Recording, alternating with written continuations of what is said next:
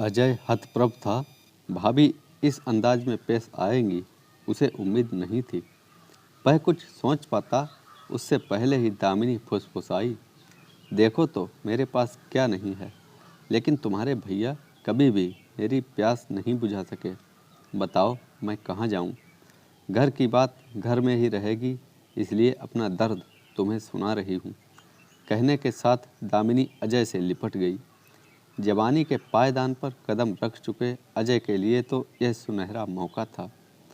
वह उस वक्त कुछ भी सोचने की स्थिति में नहीं था। एक प्यासी जवान देह उससे लिपटी हुई थी और कामनाओं की भीख मांग रही थी। उससे भी रहा नहीं गया। अजय ने भी उसे बाहों में भर लिया। फिर तो कमरे में शीतकार की आवाज़ें गूंजने लगीं और पूर्ण तृप्ति के बाद ही दोनों एक दूसरे से अलग हुए थे। उस रोज के बाद देवर भाभी पाप की राह पर चलने लगे। दामिनी खेली खाई थी तो अजय नौजवान।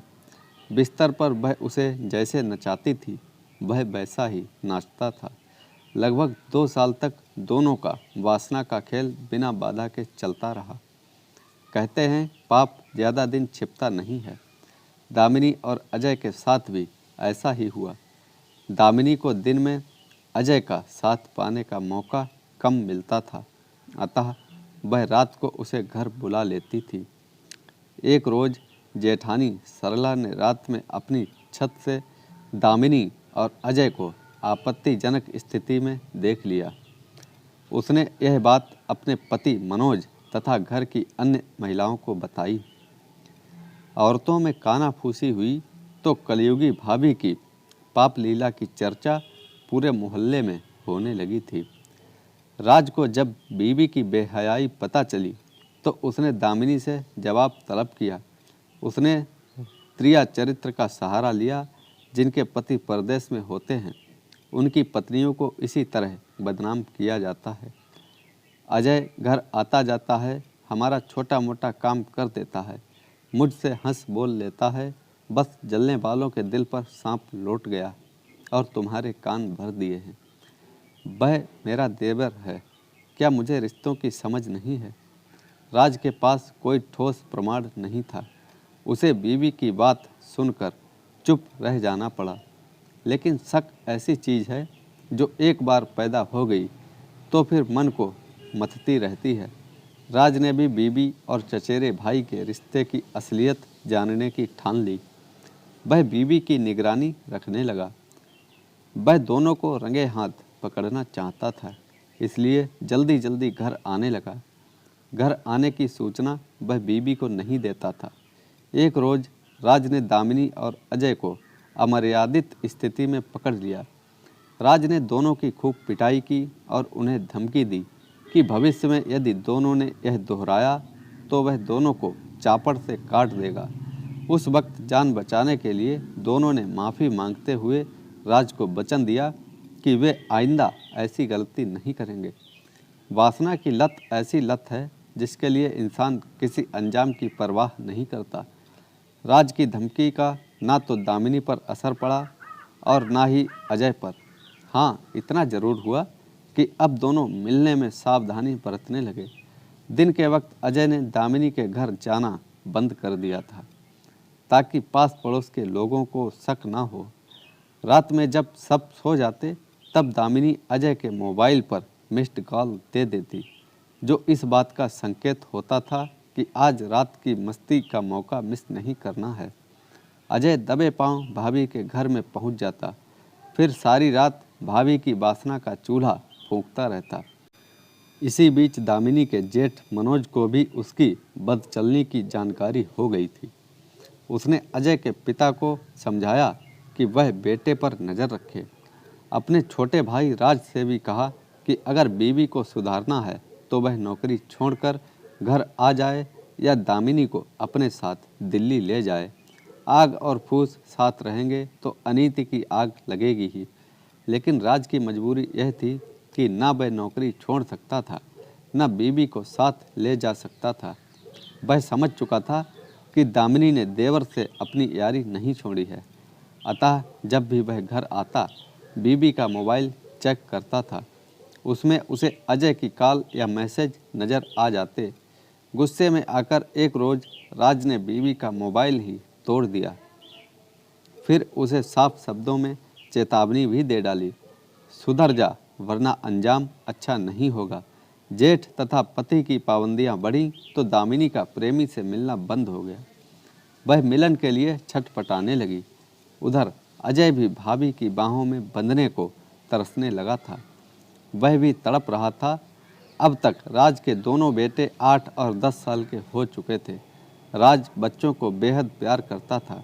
दोनों बेटे कस्बे के स्कूल में पढ़ने भी लगे थे। बड़ा बेटा तेज दिमाग का था। वह पिता को घर में आने जाने वालों के बारे में जानकारी देता रहता था।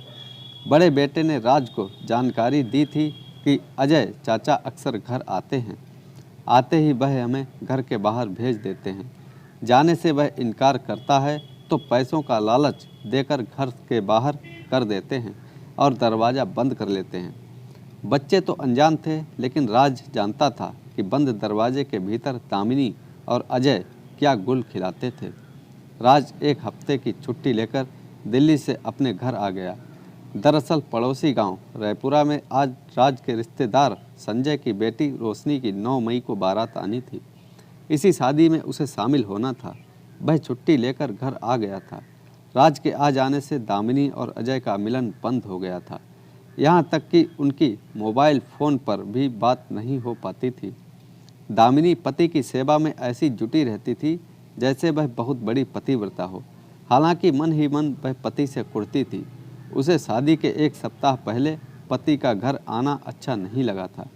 एक शाम 5 बजे राज सज धज कर शादी में शामिल होने पड़ोसी गांव रायपुरा चला गया।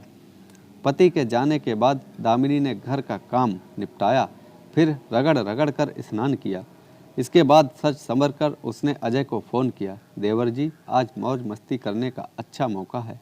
तुम्हारे भैया शादी में शामिल होने रायपुरा गांव गए हैं। अब वह कल ही आ पाएंगे। आज की पूरी रात हमारी है। हम दोनों बिस्तर पर खूब धमाल मचाएंगे। रात 10 बजे तक घर जरूर आ जाना। ठीक है भाभी, मैं ज़रूर आ जाऊंगा। तुम्हारी बाहों में मचलने के लिए मैं कई हफ्तों से तड़प रहा हूँ। दामिनी की ननद मीना सुभाष नगर मोहल्ले में ही अपने पति के साथ रहती थी। बच्चे मिलन में बाधा ना बने इसलिए वह अनुज व वरुण को उनकी बुआ के घर छोड़ आई। बहाना बनाया कि उसकी तबीयत खराब है, उसने खाना नहीं बनाया है और बच्चे भूखे प्यासे हैं। रात 10 बजे अजय बंद समझकर दामिनी के घर पहुंच गया। दामिनी उसका इंतजार कर रही थी। मौका अच्छा देखकर अजय दामिनी से छेड़खानी करने लगा, फिर उसे कमरे में ले आया। दोनों के पास अच्छा मौका था। अजय ने दरवाज़ा बंद किया, फिर दामिनी को बाहों में भर लिया। दोनों कई सप्ताह से मिलन नहीं कर पाए थे, अतः दामिनी लता की भांति अजय से लिपट गई। चरम सुख प्राप्त कर दोनों निढाल होकर सो गए। इधर राज को सवारी का साधन मिल गया तो वह उससे सुबह 4 बजे ही घर आ गया। उसने दरवाजे की कुंडी खटखटाई तो दामिनी ने दरवाज़ा नहीं खोला। कई बार कुंडी खटखटाने के बाद भी जब दरवाज़ा नहीं खुला तो राज समझ गया कि दामिनी अपने यार के साथ रंगरलियां मना रही है। वह दरवाज़ा तोड़ने ही जा रहा था कि भड़ाक से दरवाज़ा खुला। सामने पति को देखकर दामिनी का चेहरा पीला पड़ गया। वह बोली, आप कुंडी खटखटा रहे थे तो मैं गहरी नींद में थी। गहरी नींद सो रही थी या फिर यार के साथ रंगरलियां मना रही थी? राज ने गुस्से से पूछा। कैसी बात कर रहे हो? शक का कीड़ा तुम्हारे दिमाग में हर समय कुलबुलाता है, दामिनी भी ऊंची आवाज़ में बोली। राज दामिनी को परे ढकेल कर घर के अंदर पहुंचा। उसने घर का कोना कोना छान मारा, लेकिन घर में कोई दूसरा नहीं था। राज समझ गया कि दामिनी ने पहले अजय को भगाया, उसके बाद ही दरवाज़ा खोला है। वैसे भी दामिनी की घबराहट उसके बिखरे बाल और तख्त के बिस्तर की सिलवटें चुगली कर रही थीं कि रात में बिस्तर पर वासना का खेल खेला गया था। बच्चों के विषय में पूछा तो दामिनी ने बताया कि बच्चे बुआ के घर हैं। इसके बाद तो राज को समझते देर नहीं लगी कि दामिनी ने मिलन में बाधा ना पड़े, इसलिए बच्चों को बुआ के घर भेज दिया था। राज दामिनी से सच्चाई कबूलवाना चाहता था, लेकिन दामिनी सच्चाई पर पर्दा डाल रही थी। इसी बात को लेकर दोनों में झगड़ा होने लगा। झगड़े के दौरान दामिनी ने राज से ऐसी बात कह दी जिसे वह बर्दाश्त नहीं कर सका। गुस्से में कमरे में रखा चापड़ उठा लिया और दामिनी की ओर लपका। पति के रूप में साक्षात मौत को देखकर दामिनी दरवाजे की ओर भागी, लेकिन राज ने उसे बरामदे में ही पकड़ लिया और चापड़ के बार से उसे वहीं ढेर कर दिया। कुछ देर तक राज बीवी के शव के पास ही बैठा रहा। फिर वह थाना रामपुरा पहुंचा और थाना प्रभारी के सामने आत्मसमर्पण कर दिया। पुलिस जब घटनास्थल पर पहुंची तब मोहल्ले के लोग वहां जुटे थे। पुलिस ने राज को जालौन कोर्ट में पेश किया, जहां से उसे जिला जेल भेज दिया गया। मां की मौत और पिता के जेल जाने से उसके दोनों बच्चे गुमसुम हैं। वह अपनी बुआ रोशनी के संरक्षण में थे। तो दोस्तों, कैसी लगी ये कहानी? लाइक करें, कमेंट में हमें बताएं और चैनल को सब्सक्राइब करना ना भूलें। धन्यवाद।